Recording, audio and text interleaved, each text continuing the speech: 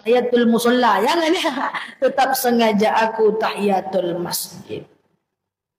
Nah, pertanyaannya adalah, sholat tahiyatul masjid itu bukan sholat sebelum duduk ya Bu. Tapi sholat tahiyatul masjid itu adalah sholat selama kita berada di masjid. Walaupun udah duduk boleh ya. Jangan macam teman saya udah terduduk dia keluar. Ngapa kamu keluar? Aku mau tahiyatul masjid, udah terduduk, udah keluar dulu ya. Jadi tahiyatul masjid itu as-sholat indal masjid. Sholat selama kita berada di masjid. Nanti ibu bingung Bu. Kalau ibu anggap tahiyatul masjid adalah sholat pertama kali nyampe masjid, ibu bingung nanti. Bingung, kasihan saya. Bingungnya gini, contoh. Ibu nyampe masjid antara azan dan iqamah. Nyampe masjid azan. Ini cak-caknya nih. Tahu cak-cak ya? Nyampe masjid azan. Berhenti orang azan. Ibu kan pengen sholat tuh. Ibu pengen sholat tahiyatul masjid. Pengen juga rawatib. Mana duluan? Apa nih yang kepala? Kalau tahiyatul masjid hukumnya sunnah biasa. Rawatib hukumnya sunnah muakkad. Harusnya rawatib duluan. Tapi kalau aku rawatib duluan, aku udah terduduk dah. Nggak bisa kan gitu ibu jadinya. Nggak bisa tahiyatul masjid. Kalau tahiyatul masjid duluan, nanti nggak sempat aku rawatib. Rawatib itu kan sunnah muakkad. Pandang kepala. Karena definisinya salah. Jadi sunnah dengan sunnah muakkad, dulukan sunnah muakkad. Jadi dulukan rawatib. Tahiyatul masjidnya kapan? Bisa nanti, bisa setelah sholat. Kan tahiyatul masjid sholat selama berada di masjid. Paham? Kalau ibu menganggap sholat sunat wudhu adalah sholat pertama kali ngambil wudhu, dan tahiyatul masjid adalah sholat pertama kali nyampe masjid, nanti bingung. Habis ngambil wudhu, nyampe masjid. Pening kepala. Aku sholat sunat wudhu duluan atau tahiyatul masjid duluan ya? Kalau sholat sunat wudhu duluan, nanti udah terduduk, nggak bisa tahiyatul masjid, gitu kan? Kalau tahiyatul masjid duluan, kan aku mau sholat sunat wudhu. Harusnya wudhu duluan, nggak selesai sampai usia 60 tahun. Jadi terserah aja yang mana duluan. Kalau sholat sunat wudhu dengan tahiyatul masjid itu sama-sama kekuatannya, sama-sama sunnah. Sholat sunat wudhu duluan boleh, tahiyatul masjid duluan juga boleh. Sholat sunat wudhu duluan boleh, dilanjutkan sholat wudhu selama masih ada wudhu. Wudhu duluan boleh, baru tahiyatul masjid boleh selama masih di dalam masjid. Paham ya? Nah, kemudian yang keenam adalah sholat tasbih yang tadi. Tapi tasbih kan beda caranya. Ya, setidaknya ada 5 jenis sholat yang bisa ibu bawa pulang, bisa ibu amalkan, bisa dilakukan 24 jam selain 5 waktu tadi. Pertama adalah sholat taubat, yang kedua adalah sholat hajat, yang ketiga adalah istikharah, yang keempat sholat sunat wudhu, yang kelima sholat tahiyatul masjid. Sebagai penutup, ibu-ibu ada hal penting yang mau saya sampaikan. Mentang-mentang saya sampaikan sholat ini luar biasa pahalanya, tetap tidak boleh dilakukan saat azan ya. Coba ya, sunnah dengan wajib dulukan wajib ya. Sunnah dengan sunnah muakkad dulukan sunnah muakkad. Sunnah dengan wajib dulukan wajib. Ibu lagi tahiyatul masjid, terdengar suara azan, berhenti atau lanjut sholatnya?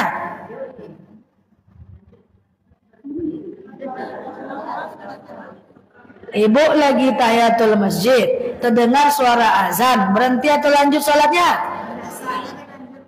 Biasa-biasanya.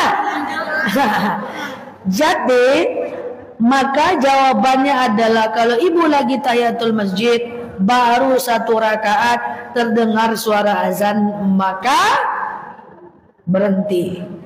Jawab azan wajib, tahiyatul masjid sunnah. Yang lalu biarlah berlalu. Ustadz ceramah di depan, ibu baca Quran di belakang, boleh? Enggak. Baca Quran sunnah, mendengarkan ceramah ustadz wajib. Enggak boleh. Ustazah kami enggak ngerti ceramah ustadznya, lain ujung lain pangkal, daripada terkantuk bagus baca Quran lagi, tetap enggak boleh.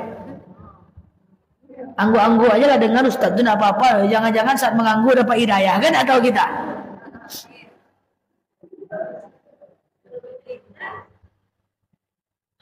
Sedangkan baca Quran aja enggak boleh, apalagi bercerita.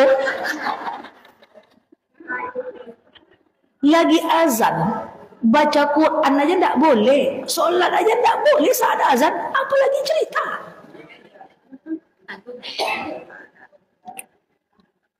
Ibu lagi puasa sunnah, datang suaminya butuh, berhenti atau lanjut? Kalau itu tahu semua, kalau sama aja hukumnya. Ya kan? Ibu lagi sholat sunnah, datang tamu manggil, assalamualaikum, berhenti atau lanjut? Coba, ibu lagi sholat sunnah, datang tamu ucapkan salam, assalamualaikum, berhenti lanjut? Berhentilah besti. Kan sholat hukumnya sunnah, jawab azan dan terima tamu hukumnya wajib. Iya, dia prinsipnya sunnah dan wajib dulu kan wajib. Tapi kalau wajib dengan wajib dulu kan wajib kepada Allah. Ibu lagi sholat wajib, datang suami manggil, berhenti atau lanjut?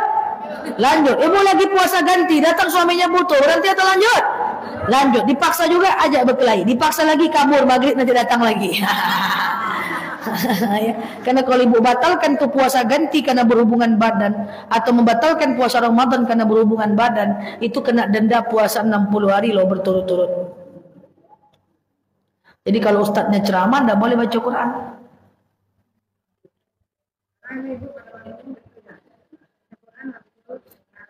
Tidak boleh.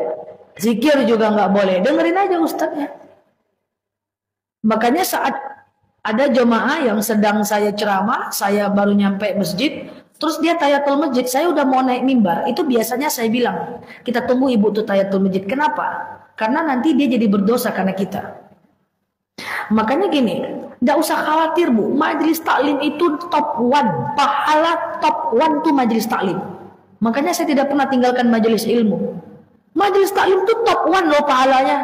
Man talabul ilma baban khairum min an tusalliya mi'ata arka'ah.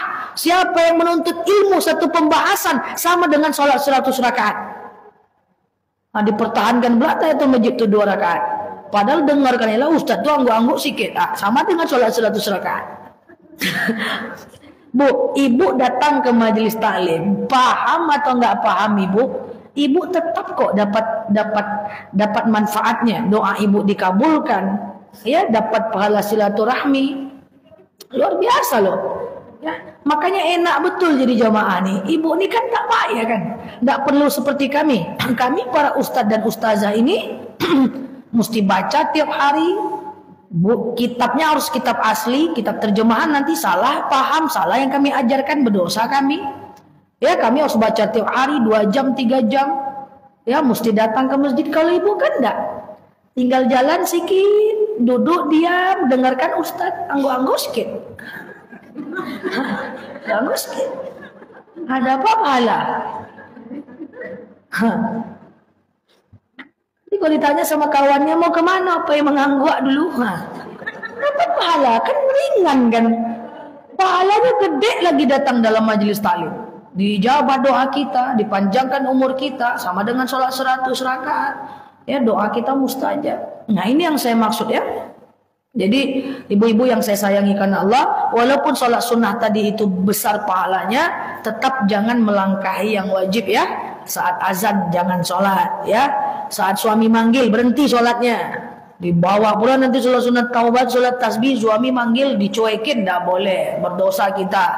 Karena ada satu dalil yang mengatakan, karena nas akan ada manusia, hum yash'uruna hum tadkhuluna ilal jannah, dia merasa masuk surga, walakinnahum tadkhuluna ilan nar, tapi akhirnya dia masuk neraka. Akan ada orang di yaumil mahsyar nanti, dia merasa dia masuk surga, akhirnya masuk neraka. Siapa mereka ya Rasul? Mereka adalah orang yang banyak ibadah sunnahnya, tapi melupakan yang wajibnya. Itulah bahaya beriman tanpa berilmu. Kalau ndak mau, coba tes. Kalau ada orang tahiyatul masjid di mana-mana masjid lagi azan, coba ibu tegur dia. Woi, berhentilah orang azan. Yang ada ibu diceramahinya, betul? Itulah ciri beriman tanpa berilmu. Nah bahaya.